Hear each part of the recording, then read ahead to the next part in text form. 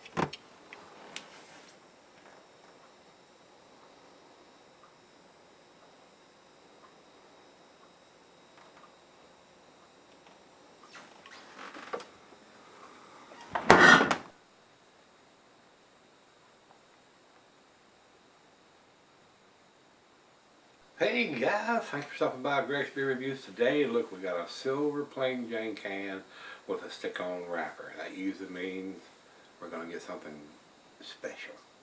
They're concentrating on putting their efforts on what's inside the can than a bunch of high-dollar graphics on the outside. So anytime I see that, I'm going, oh, this is probably going to be tasty. Rico sent me this. This is a collaboration between Dark City Brewing and Bolero Snort. This is their hand-me-ups. It is a chocolate cream pie Imperial robust porter. That sounds pretty good. And this would probably go very well with some kind of chocolate cream or chocolate pie or brownies or something very chocolatey. 8.6% alcohol, 31.8 IBUs, and there is no date on the bottom of the can, but being this style of beer, it's not critical. It's not a hop forward beer or anything like that. And the note that Rico sent says chocolate cream pie Imperial robust porter collaboration beer between these two guys. Picked up a 4-pack a couple days ago at the store. 8.6, 31.8 IBUs, no date, but I do know this was canned in mid-September according to their Facebook page. So, and we're at the end of October, so about 6 weeks old approximately. So 8.6 robust porter, 8.6% alcohol. This still should be very, very tasty. My only fuss about that, they need to have a dating machine to at least put a, it'd be great to have the month and the year. We don't need the date. The date's irrelevant. The day's irrelevant. But to let us know if they did it in January of 2016 or October of 2016 or exactly what part of the year that they did it, so you'll know. I mean, inquiring minds want to know when exactly our beers were put in the package. So, but according to Rico, it was done in September. So we're about 6 weeks into this. I would like to see them do that, especially when two breweries collaborate. I mean, there's nobody there that's got a dating machine, either in Dark City or Bolero Snort. Come on, guys, come on. If you're big enough to start collaborating, you're big enough to have a dating machine. So don't make me slap you. But I got a feeling this is going to be a tasty beer, guys. So, and then they put some kind of little sticker on top of the little 4-packs on there. But if you know, if it's at a beer store and they snap them things out of there and stuff them on the shelves, so you have no idea. Just my opinion. So let's see where this one brings us.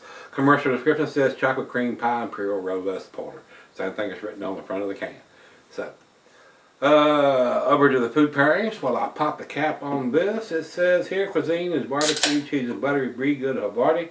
Swiss goes well with your chocolate dishes. The meat is beef, smoked meat, and grilled meat. And glassware to pint backer, 9-tumbler mug, side down. I'm using my favorite tulip glass.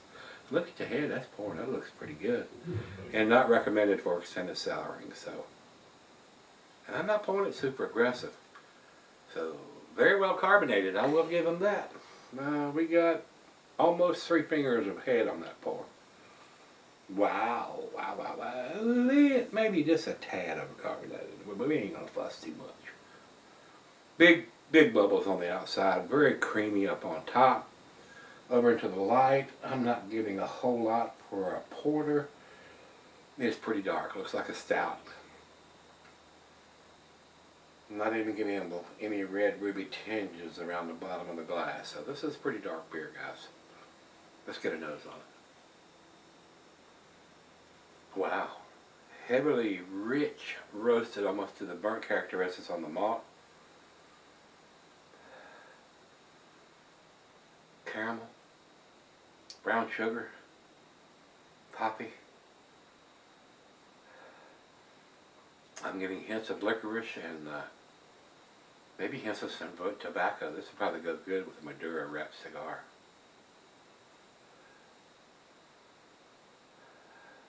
Not getting a lot of dark fruits, but it's right out of the fridge at 40 degrees, so that may come out a little more as it comes up to room temperature, which I will let it do.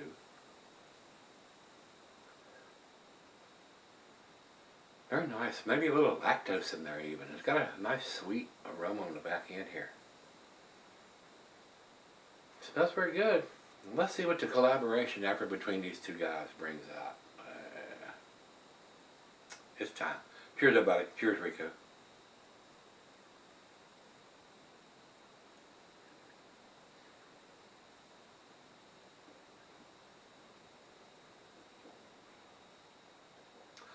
I'm getting some light coffee notes in there too, guys.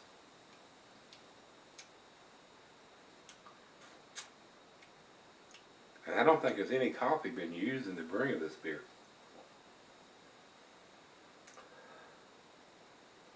I'm actually getting a little bit of coffee on the nose too.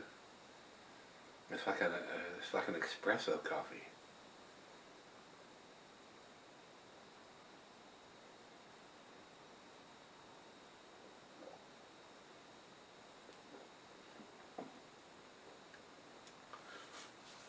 For a robust porter, it doesn't have that full-bodied mouthfeel.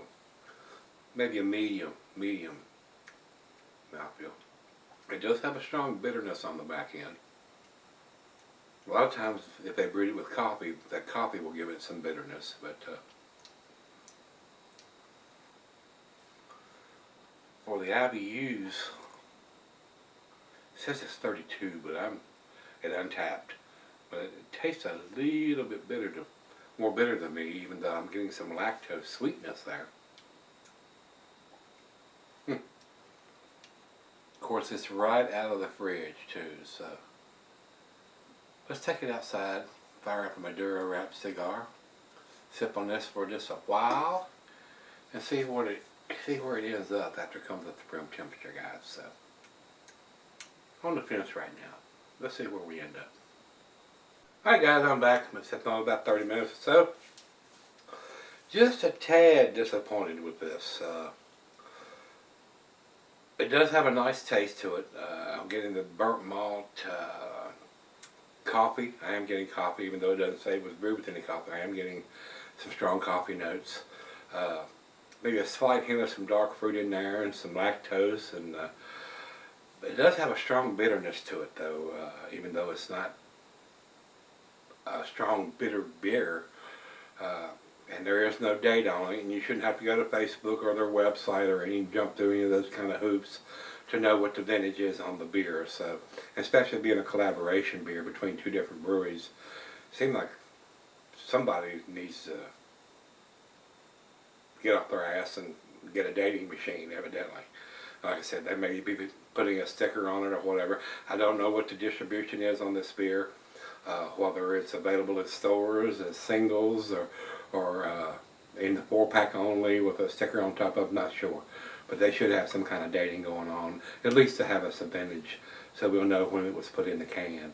But it's not a hop forward beer where we need to have that information. It's not like it's going to go bad or anything, but as much coffee notes as I'm getting, I got a feeling that's going to fade over time, but it is what it is. But usually when you, like I said, when you see these silver cans with these stick-on labels, it's usually a pretty tasty beer. And just a tad disappointed in this one. So for a robust porter, it's kind of got a thin mouthfeel. But it does, now it's warmed up, I'm getting strong coffee notes. I'm surprised it doesn't say it was brewed with some coffee. I don't see how they can get that much coffee notes in there. without putting coffee in it. Final chug.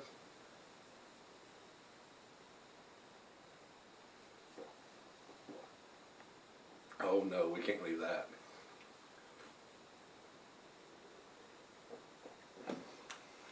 Bam, I still left some.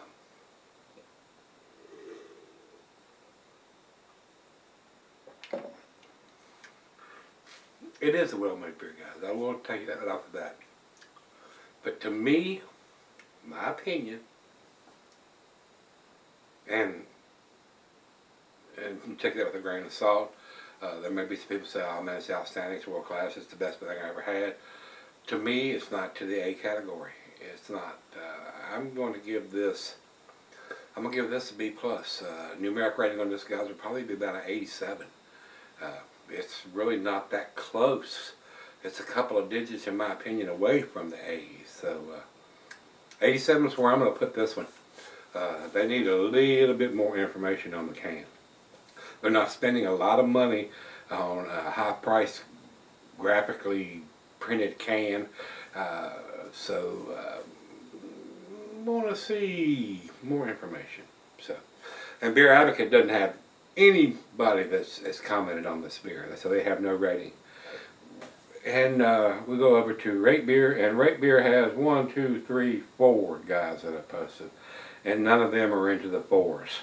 All of them are in the 3 categories. So I'm not the only one that's been unimpressed with what we get in here. So tasty, definitely above average, but not quite to the A category in my opinion. For our final check-in, we'll step over to Untapped, and they have it at 3.73, almost to their B plus, right at between the B and the B plus. So wouldn't argue with that at all. I'm closer to that since the other 2 sites doesn't have anything written as far as ratings go. So upper B's.